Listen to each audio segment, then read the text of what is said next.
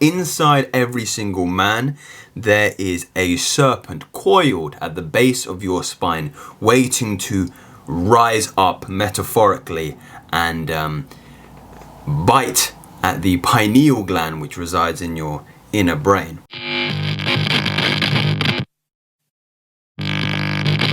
Welcome back, men. So this morning I wanted to speak to you about this book that I'm reading called The Coiled Serpent, and it is on a philosophy of the conservation and transmutation of reproductive energy. So I guess in a way it's a big nod to the practice of semen retention, which is something I speak often about in this channel, but it's been very difficult to actually find some literature on the topic that is, well, a single resource that is solely on the topic, and this is one that I have found and I've been reading, and it's very, very interesting. I wanted to share some ideas with you on the rationality behind semen retention and this practice of no-fap, and everyone and their brothers talking about this at the moment. But this book gives some ideas to this notion that this practice is actually going beyond just the benefits, as people would like to call it, but it's actually a gateway into the higher spiritual realm. And in an essence, we are the subject of a kind of warfare at the moment. So I want to first give, and I've used my highlighter to kind of emphasize some points in this book that really spoke to me. So first I want to discuss this idea of the serpent, that inside every single man there is a serpent coiled at the base of your spine, waiting to rise up metaphorically and bite at the pineal gland which resides in your inner brain. So the book first makes a nod to this idea that this idea of the serpent is not new. Okay, this is something that we've been fighting as a species for a very, very long time. In records of history, there's always this analogous idea of the serpent and this evil, this manifestation of evil that we are to fight against, like the dragon. The dragon is a serpent. I'll just read directly from the book here. So records of a serpent symbolism in some form or other has been found in all parts of the world. Especially of universal occurrence are the legends about hero who conquer an evil serpent. And from the earliest time, this is the idea that folklore seems to have connected the serpent with the sexual function. Your libido, as it were, your sexual energy is symbolic of the serpent.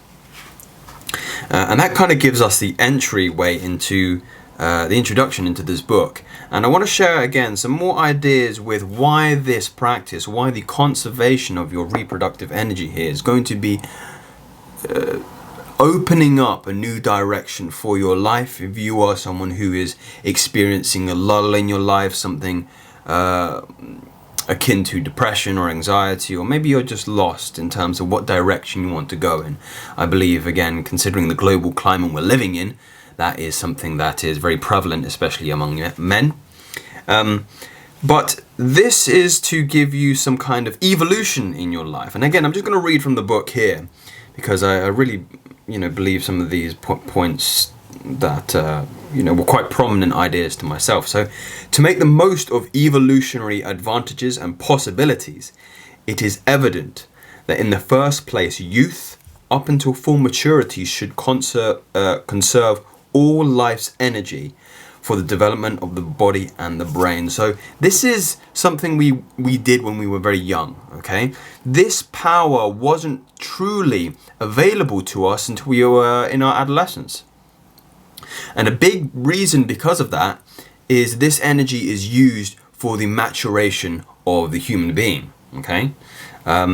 We didn't come into our sexual maturity to have that higher consciousness of, we have this instrument, I guess here, our genitals, and we can transform that energy that would otherwise be used to making us mature, masculine men, and we can get a little bit of pleasure out of it instead, okay? And that's what's happening, especially in the adolescence and the youth. Again, I talk about the prevalence of pornography and sexual explicit material. and XYZ. It's so pervasive in our culture now. But further progress in evolution can only be attained by at the cost of diminished sexual activity. Again, so thinking about this as a resource, okay? It's a fluid, it's a fuel that is going to lend us in a way that's going to make us more mature, evolve us physically, mentally, and spiritually, which I'll get to in a moment, to the direction in which we would like to go. Again, I've got some more highlighted bits here I think that's just important to mention. For advanced evolutionary growth, passion must be conquered and the generative organs be used for generation only. Again, I believe I saw this in another video, Buddha Jan. Check out his channel, it's got some excellent content on this stuff, but he was talking again about the idea of the genitals only being called that way because they're akin to the word generation, to be generative, to build up energy up the spine, and that's where the serpent evolves. In other words, all sex force not actually used for the perpetuation of the species must be transmutated to be available for higher evolutionary attainment. Now, this is the part I really wanted to get to, is the spirit versus matter argument. That, look, my friends, if you are someone and if you've stumbled on this video after watching several videos on semen retention, I can understand your curiosity about the subject. It's something not a lot of people are talking about, and especially with the promise of benefits, of attracting women into your life, of having your manifestation powers increase at an exponential rate, we must realize that the highest goal for this is spiritual attainment. And this chapter specifically deals with spirit versus matter. And I just want to frame this before I go into this by a reference from the Kybalion, which talks a lot about gender and the idea of sexuality and spirituality in relation to polarity. So what I mean by that is the world is made up of opposites, okay? It's made up of light, dark, left, right, up, down, water, fire, you name it, okay? We can only understand the world through the notion of opposites. You only know a sunny day because you know what it's like to be stuck in a rainy, cloudy day. The same goes for spirituality versus sexuality. So those are the two opposite poles there. You can only know spirituality because you have a knowledge of sexuality. Sexuality is very carnal. It comes from a lower place, okay? Your genitals are lower, and your spirituality is higher, is above yourself.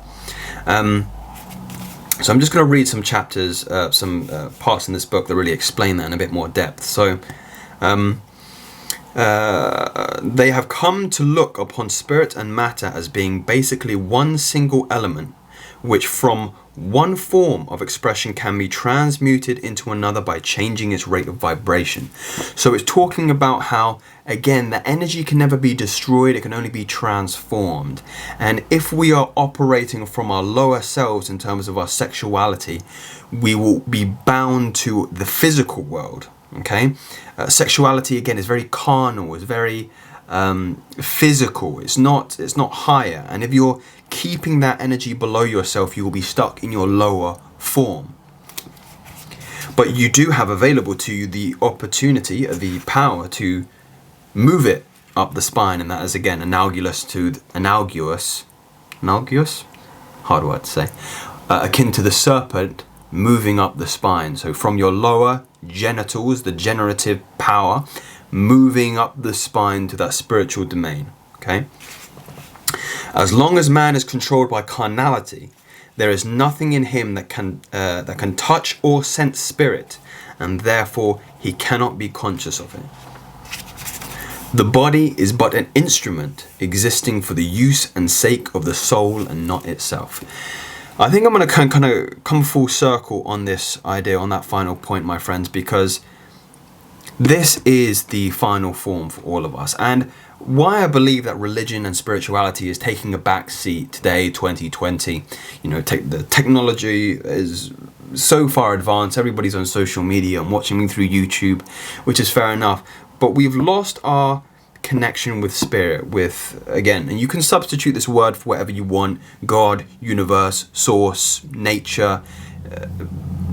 It's not, I'm not talking about a secular dogmatic idea of religion or spirituality, okay?